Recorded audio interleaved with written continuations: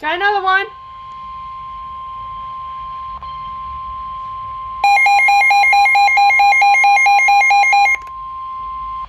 The National Weather Service in Denver, Colorado has issued a severe thunderstorm warning for north central Arapahoe County in northeastern Colorado, northeastern Denver County in northeastern Colorado, western Adams County in northeastern Colorado until 6:15 p.m.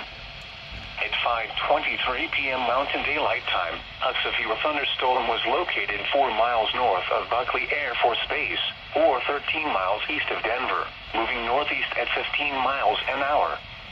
Hazard, 60 miles an hour wind gusts and half-dollar-size hail. Source, radar indicated.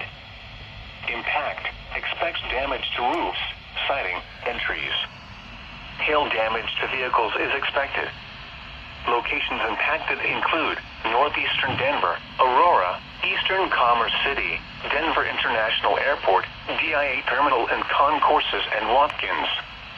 Precautionary preparedness actions. A tornado watch remains in effect until 9 p.m. for northeastern Colorado. For your protection, move to an interior room on the lowest floor of a building.